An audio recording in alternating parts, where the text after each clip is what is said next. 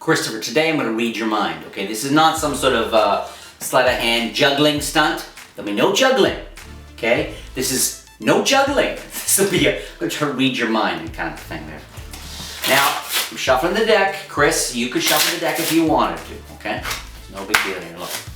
I'm going to go down to the cards. You say stop whenever you feel like it. Stop. Okay, I'm going to show you the card. Tell me when the camera's got it. Yeah. Got it? Yeah. Okay. Actually, wait a second here. Let's try that again. Okay, let me try that again. Let's start from the beginning. Forget the first card. Okay. No. Here we go. Say stop whenever you want. Stop. Okay. I'll show you the card. Okay. Got it? Yeah. Keep it in mind. Okay. I'm gonna bury the card about in the middle. So bring the camera down, make sure, okay? Oh, motorcycle just went by. It's that impressive. So you're thinking of a playing card. You saw me put it in the middle of the deck. I'm going to try to cut right to the card you're thinking of. Right about there. Man, I hope that card that fell on the floor wasn't yours. I'm hoping. Let's see. Was the card you have in mind, I'm hoping, Six of Hearts? No. It wasn't the six. Okay, well, look, forget about the mind reading. Let's go back to the juggling. I actually saw a guy do a cool thing in a bar the other day. I wonder if I got the fast enough hands to do it. What he did is he had a coaster, beer coaster, and he was able to flick it and catch it at the same time. I'm going to try with the six and see if I can do it, but I want two chances, okay? I want two chances. So look, I'm hoping, if I miss with the six, I'm going to try with the five. Okay, here we go. Watch. Try with the six here. Boom, like that. And hey, was that maybe your card? That was the first one. Okay, and then if that was the first one, I'm hoping right here, I'm going to be able to... There's the second. I've got to warn you right now, this is addictive, okay?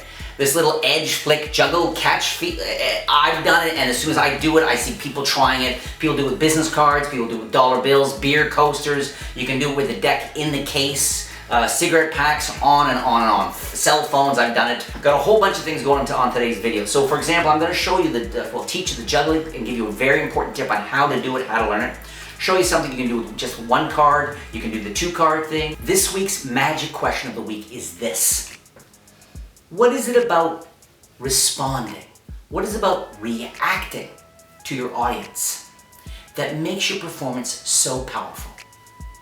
Now this is one of these kinds of questions I love to ask you guys because on one level the answer seems obvious. Well, you know, if I react to them, then they know I'm engaged in this kind of thing. But the more I think about it, I come up with all these other reasons and all these other thoughts about when I'm not just performing to people, but for them, and in fact, responding to them. There's something about that that takes my magic and the experience for everyone up to another level. So my question to you is, what is it about responding or reacting to your audience that makes your magic more powerful? What are your thoughts?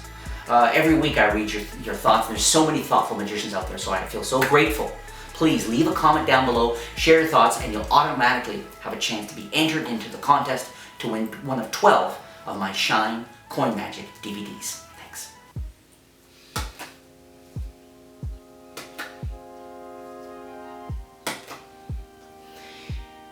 As you can see, to do this well, it is not me flicking it in the air and desperately trying to grab it, okay? If you think it's a flick and a grab, you're going to approach it the wrong way. And when I show this to people and I do it, perform it, and then people immediately try, boy, they're flicking the cards all over the place. They don't understand. It looks like a fast action, but it's not. To learn this, what you need to be thinking is, I'm going to bring my hand up. When I bring my hand up, it's going to turn this card over. And I want to make sure that my hand's positioned to grab the other end when it comes up. So you want to make sure it's positioned not quite halfway, because then of course it's going to go a little less than halfway off the edge of the table. You want to bring the hand up smoothly and catch.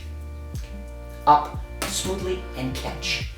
Notice that the card actually ends up pretty much in the exact same relationship to the table with half the card sticking off. It's not over here. You're not flicking it and lunging forward. You're coming straight up and it ends up there. The trick I showed you guys involved 2 selections, okay? And I'll get to that in just a second. But notice we can do it in just one, we can do it with 1 card. First, you could just do it as a flourish. In the middle of a performance, take a card, casually put it on the edge, flick it a few times, a joker. You could take out the 2 jokers, put the 2 jokers down, or put one of the jokers down, flick, and then another flick, and then put them aside. So it can be used as just a little visual kind of seasoning, a little spice to your performance. The second thing you can do, of course, is have a card selected, control to the top, in this case the 10 of clubs, okay?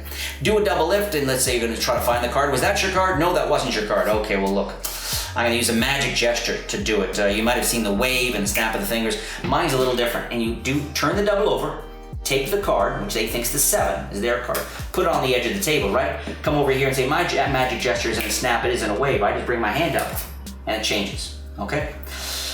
And boom. It changes, okay? So you can do it that way. It's a neat combination of both a magic gesture and then a change. Now the 2 card change I did for you guys, I did it a little differently. You could have 2 cards selected, right? By 2 different people, put them both in the pack and control one at the top and fail to find either card. You could do that, right? But what I did with Chris is I had him call stop at a card, which he did. Let's say the 6 of hearts. And then I acted distracted. I said, no, actually, let's try something else. Forget that card. And all I did was control his card to the top, and I used a double undercut here, where you just have to cut the cards, boom, and there's his card on top. And I said, and you know, and then I say, just call stop whenever you want. He called stop, and I took the card out, and I said, okay, remember the card, okay? And I took, in this case, the 6 of diamonds, all right? So I said forget the first card, but I knew he'd remember it. Lay people often do, particularly if they show it around to someone. So it's a very casual way to basically have 2 selections involved, but psychologically it suggests that only one is the real focus, okay? So I take this card, and where I want to put this card is in fact I'm going to do tilt, but rather than just putting it under the top card, I'm going to put it under the top 2 cards. So I show this. With my thumb, I push off the top 2 cards, get a break beneath the top 2 cards, and then using tilt, which is, I'm gonna make it look like it goes in the middle, but it actually goes below the top 2 cards, okay? It really does look like it's going in the middle, but I do a little poke here, pushing out some cards from the real middle first, okay? Then put this in here, and people would swear that the selected card is now in the middle, but actually, the selected card is 3rd from the top. And the reason I want to get it there is I say, okay, so your card's in the middle somewhere. I could do a false cut if I want, okay? Ideally not dropping a card on the floor this time, do a false cut. Then I do a double. I go, hey, I wonder if I found your card, and it's the 10 of spades. It's neither of the cards, okay? Turn over the double. Say, well, look, if that's not your card, and leave it face up for a while. The longer you leave it face up, you really don't want a long time between when you take it off here and put it on the edge of the table. So I missed the card, I'm frustrated, I said, well, look, you know, forget about like magic, let me try a juggling thing. I think I'm warmed up to try this. I saw a guy in a bar do this. He put a beer coaster on the side. I think it's gonna be harder with the card, but I'm gonna try it anyway. So again, you're focusing on the 10, turn over the double, and you're putting one of the 2 cards on the edge of the table, right? Then I say, well, wait a second, actually. And here I'm gonna get rid of this card. I'm gonna double undercut the top card to the bottom of the deck, bringing the next selection up here, okay? I say, wait a second though, I want 2 tries in case I've dropped this on the floor or something. Let's use the next one we'll use the king of clubs, okay? Did I get lucky? Was that maybe one of yours? No, I guess not, okay. Turn the king over, put it there, get rid of the deck, and now you're set up. They've forgotten they think you screwed up the trick with 1 card. They've forgotten there was another card in play, and they have no clue you're about to reveal both the cards, which is really fun, okay? So you come over here, say, let's see if I can do this. I want 2 chances, number 1, boom, was that the, and you don't have to say, was that your card? People often go, oh my God, or that's my card, or something like that. And you go, well, if that's one of the cards, I bet this card over here is the other. And of course, if some of you are shut in like I am and have way too much free time on your hands, with enough practice, you can reveal both cards at the same time. On last week's magic video, I posted a question, and a whole bunch of you offered answers and left your comments down below. My team randomly chose 12. If I announce your name right now, first, try not to scream. Okay, no screaming for the magic prizes. Don't do it, okay? So no screaming. But if I happen to name your name right now, make sure that you send an email to my team with your real name and your shipping address. Tell them that you won, okay? And the email to contact@sankeymagic.com. Here are the 12 winners. Dave Van Vlerha. It's with a V. Vlerha. So Dave Van Vlerha. Brandon Beller. That's Beiler. Smoke and Mirror. It's all together. Smoke and Mirror. South TX Roughneck. I assume TX stands for Texas. South TX Roughneck. Juan Venegas. So it's Juan Venegas. Simi Muhammeti. Simi or Chimi. C-I-M-I. I hope it's you. C-I-M-I Muhammeti. Chimi Muhammeti. Frank Azeres. Frank Azeres. Pick in Card. Chris O'Connor. Shell Tobling, and finally, Hocus Bogus. I love that, Hocus Bogus. U12-1, congratulations. Try not to oversell the power of your magic. Now, this is a style question, very much a personal style. And magic, when it's a true art form, it's all about the performance and your character, the way you perform for people. So there may be some of you, especially for comedic reasons, that playing up the absolute impossibility of what I am doing works for your style. But those will be the few of you. The majority of you, in magic, we have this cliche. One of the things that people parody magicians about is they take themselves so seriously and everything is an absolute miracle. There's a lot of problems with this. First, half the time we can't, you start selling yourself that strong, your tricks may not come up to that level. You may not have that impact. So level 1, your tricks may not be always in every situation as powerful as you're suggesting they are. So you look foolish. It's underwhelming. Okay? So in that regard too, you set yourself up for failure. In fact, I've known more than a few magicians who, on an unconscious level, almost deliberately shoot themselves in the foot by overplaying their magic. Okay? The other issue with that is you come across as somebody who's not really open. You just want to use people to demonstrate your greatness, not to have fun with, not to entertain. For many years, like a lot of magicians, I perform the trick and try to sort of build up its greatness in some regard, directly or indirectly. But then years ago, I stopped doing that and I underplay my magic. I don't undercut it, but I underplay it. I act like I'm not even trying. In that sense, I'm leaving all the drama with them.